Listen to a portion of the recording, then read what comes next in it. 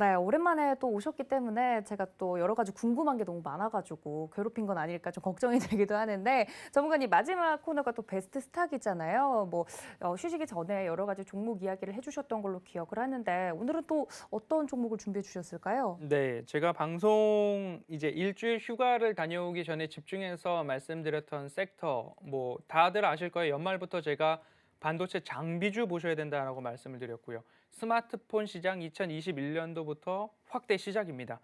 뭐 역성장 이제 끊어졌고 다시 1분기부터 반등의 기조가 시작됩니다. 스마트폰 시장의 확대에서부터 시작되는 이 생각의 고리를 펼쳐보면 폴더블 폰 이야기를 드렸고요. OLED 시장 말씀을 드렸고요. 이번 주에는 제가 폴디드 줌 카메라 이야기를 드리고 있습니다. 폴디드 줌 카메라 대표적으로 뭐 삼성 전기가 될 것 같고요.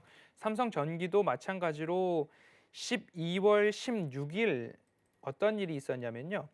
애플에서 신형 아이폰을 개발할 때에 삼성전기와 자화전자가 공동으로 특허를 갖고 있는 폴리드 줌 카메라 모듈을 채택할 것이다 라는 그런 보도가 나왔습니다. 그 이후에 삼성전기 주가 상승했고요. 그리고 LG 이노텍도 모듈 제조에 대한 부분들이 있었기 때문에 12월 16일 이후로부터 상승을 했고요. 자화전자도 마찬가지로 12월 16일 이후로 상승을 해주는 그런 모습이 나왔습니다. 그럴 때 제가 12월 17일 동일하게 베스트 트레이딩맨에서 이렇게 말씀드렸습니다.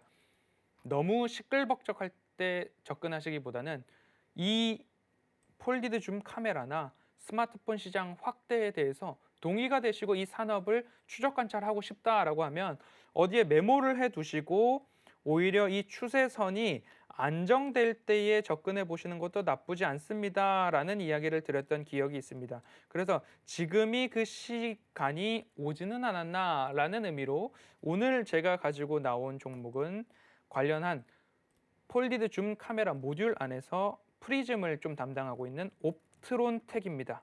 옵트론텍에 대해서 오늘 베스트 스탁으로 설명을 드릴 텐데요.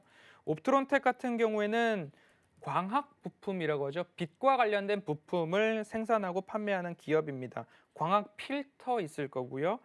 광학 렌즈 있을 거고요. 그리고 조리개나 광학 줌이 있을 겁니다. 필터 같은 경우에는 휴대폰이나 모바일 기기에 대부분 들어가고요. 필터도 마찬가지로 스마트폰이 소형화되고 소형화되고 있잖아요.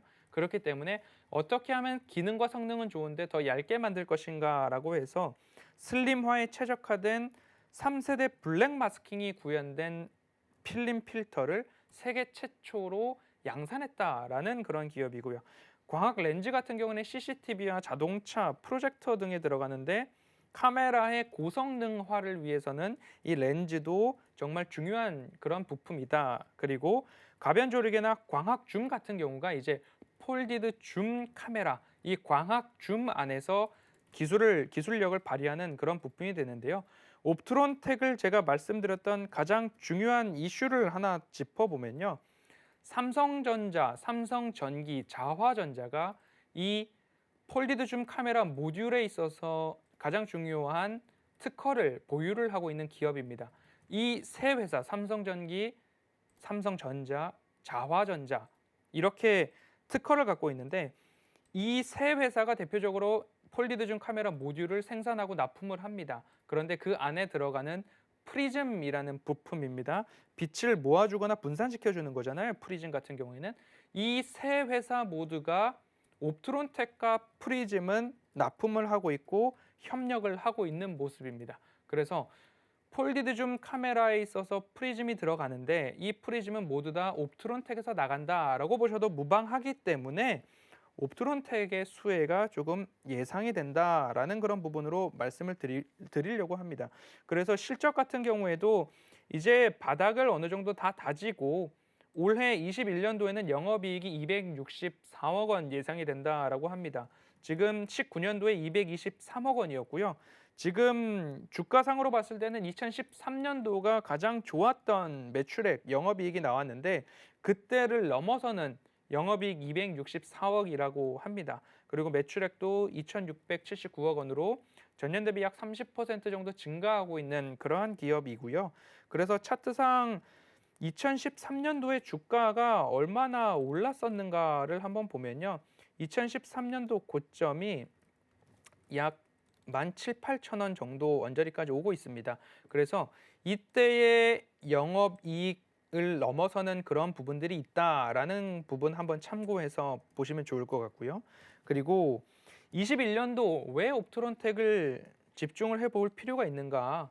생각의 첫 단추는 스마트폰 시장이 확대된다. 스마트폰 시장이 늘어난다. 이제 코로나19 팬데믹으로 인해서 억눌렸던 수요 중에 교체 주기가 가장 빨랐던 가장 소형한 전자기기 중에 하나가 스마트폰이었는데 그 스마트폰을 코로나19로 인해서 조금 바꾸지 않고 있어서 굉장히 20년도에 매출과 영업이익이 하락했습니다. 모든 관련된 업종 자체가요. 스마트폰 관련된 업종 자체가. 그런데 이제는 역성장의 고리를 끊고 21년부터는 모든 사람들이 이제는 바꾸겠다라고 나오고 있고요. 그중에 확대되고 특화되고 있는 기능 중에 하나가 카메라라는 이야기입니다. 우리나라의 삼성전자 갤럭시 시리즈를 보시고 검색 포털에다가 달 사진 이렇게 쳐보시면 그 카메라로 찍었는데 휴대폰 카메라로 찍었는데 달 사진이 그렇게 나오게끔 카메라 성능뿐만 아니라 그 안에 AI 기능이나 프로그램을 통해서 더 잘 예쁘게 나오는 기능도 있지만 결국엔 디지털 카메라를 제치고 휴대폰 카메라의 성능 특화가 엄청나게 발달되고 있다라는 그런 부분으로 조금 설명을 장황하게 드렸습니다. 21년도 옵트론텍을 집중해야 되는 세 가지 이유로 조금 함축해서 말씀을 드리겠습니다. 애플에서 폴디드 줌 카메라 채택에 대한 소식이 12월 17일부터 있었습니다.